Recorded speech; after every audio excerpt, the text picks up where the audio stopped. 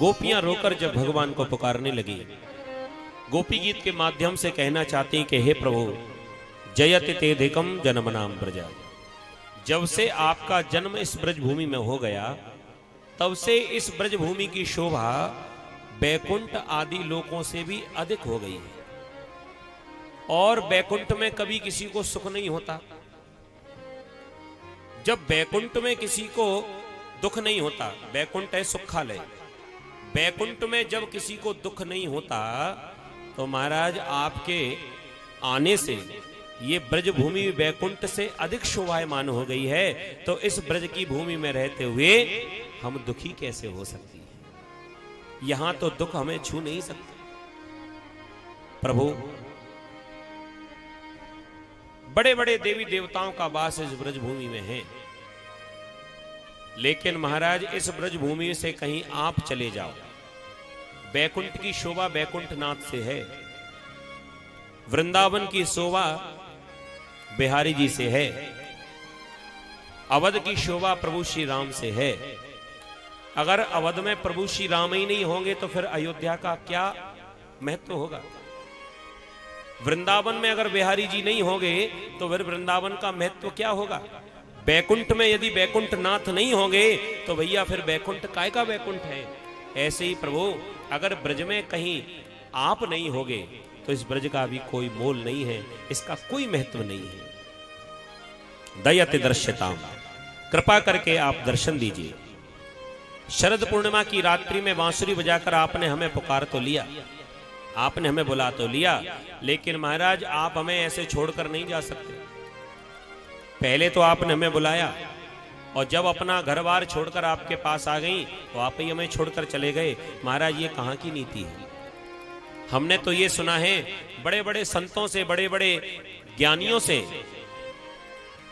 कि जब घर छोड़ते हैं, परिवार छोड़ते हैं, मोह छोड़ते हैं, तब जाकर भगवान मिलते हैं। लेकिन हमने ये सब छोड़कर देख ली। हमने परिवार छोड़ा, हमने अपने बालक छोड़े, अपने पति को छोड़ा, मोह छोड़ दिया। लेकिन महाराज जब इतना सब कुछ छोड़कर आपके पास आए और आप तो हमें ही छोड़कर चले गए। महाराज, ये कहां की नीति है? यदि आपको हमें छोड़कर जाना ही था तो पहले प्रेम क्यों किया? अगर छोड़कर जाना था तो प्रेम नहीं करते।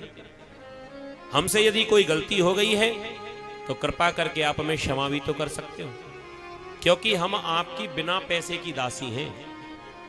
सुरतनाथ ते अशुल्क दासिका। अशुल्क माने बिना पैसे के। दो प्रकार के दास होते हैं। एक तो वो दास जो सेवा करता है और बदले में कुछ लेता है,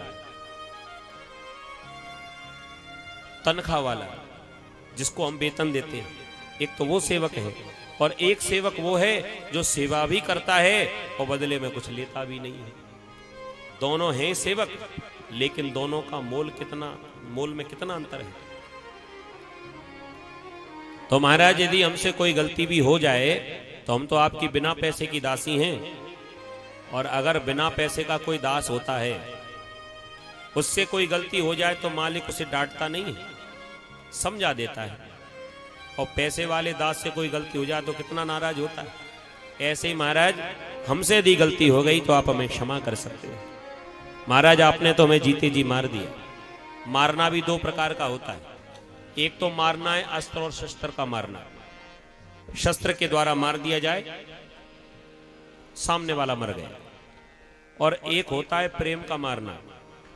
प्रेम का मारना ऐसा होता है जी, पहले तो खूब प्रेम करो, इतना प्रेम बढ़ा दो कि दूसरा हमारे बिना रह ना पाए।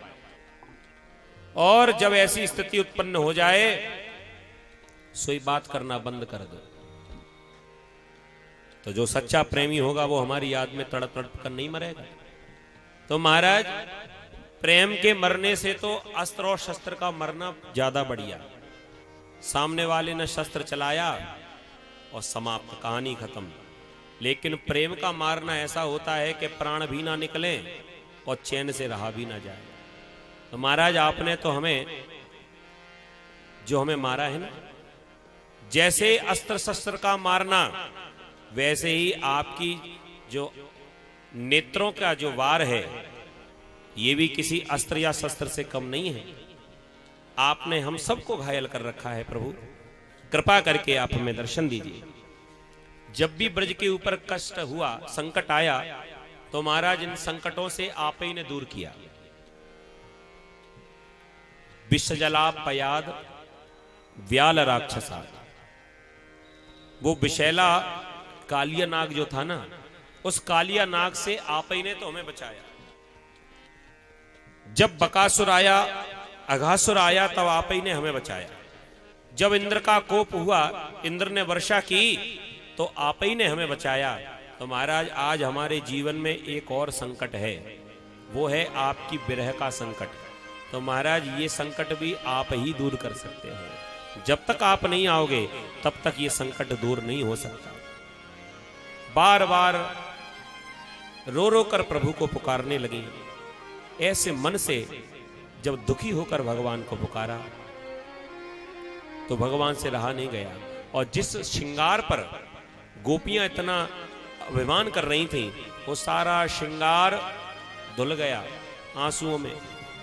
भगवान ने जब देखा कि सब गोपियां निराभिमानी हो गई हैं, इनका अभिमान दूर हो गया है, भगवान ने देर ना की और भगवान तुरंत गोपियों के सामने प्रकट हो गए। बोली कृष्ण कन्हैया लाल की जय। गोपियों ने पुनः भगवान का दर्शन किया। प्रभु का दर्शन करते ही ऐसा लगा माने जो मछली बिना जल के तड़प रही हो, उसे जो दोबारा से जल की प्राप्ति हो गई। जान में जान आई गोपियों की, हाथ जोड़कर कहने लगी, महाराज आज के बाद हमें इस प्रकार छोड़कर मत जाना। भगवान ने गोपियों को सबक सिखाया।